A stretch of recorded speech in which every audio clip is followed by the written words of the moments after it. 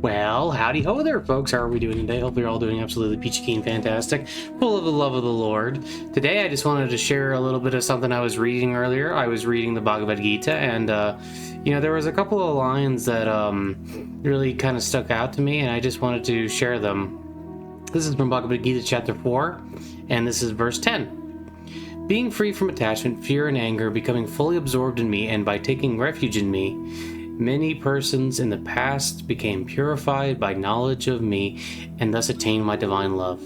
In whatever way people surrender unto me, I reciprocate accordingly. Everyone follows my path, knowingly or unknowingly, O son of Prita. In this world, those desiring success in the material activities worship the celestial gods, since material rewards manifest quickly. The four categories of occupation were created by me, according to people's qualities and activities. Although I am the creator of this system, know me to be the non-doer and eternal. Activities do not taint me, nor do I desire the fruits of action.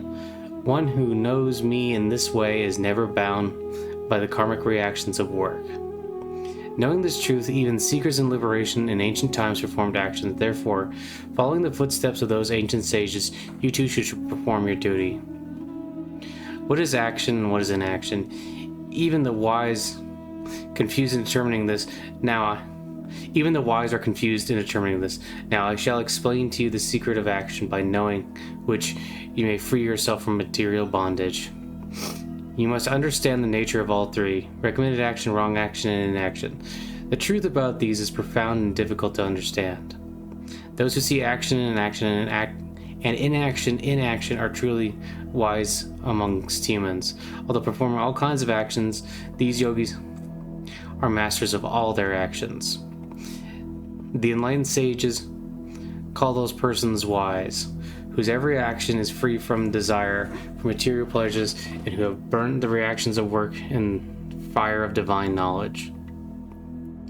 Such people, having given up the fruits of their actions, are always satisfied and do not depend on external things. Despite engaging in activities, they do not do anything at all.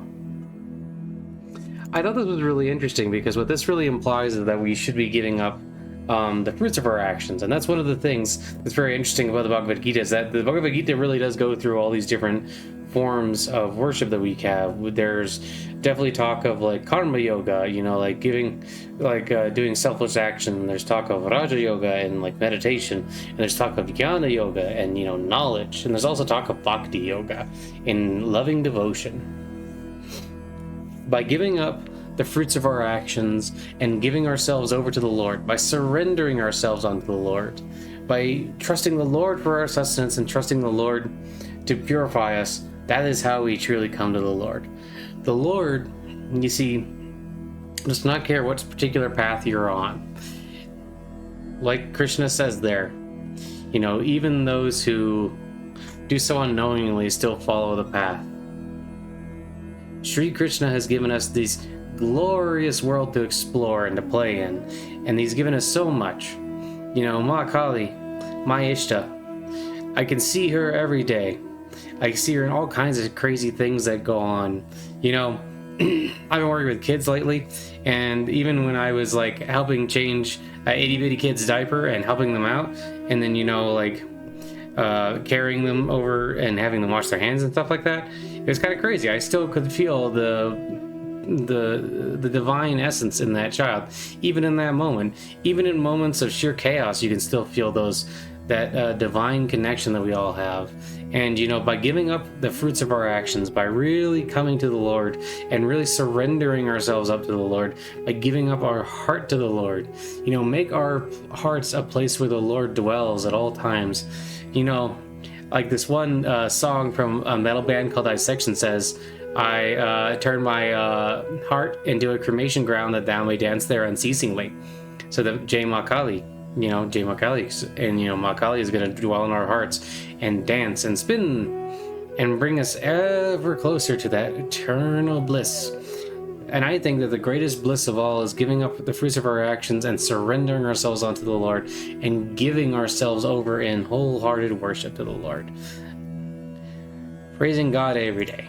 It's very good. Okay. That's just what I wanted to say for now. Thank you so much for stopping by. I hope you all have a great day. Okay, bye-bye. And I want to make sure that you never forget that God loves you no matter what you do, and that God is always here for you. And don't forget too that I love you and God loves you, and bye-bye. Love you. Bye. Bye-bye. Also J. Makali. Also bye. Okay, bye.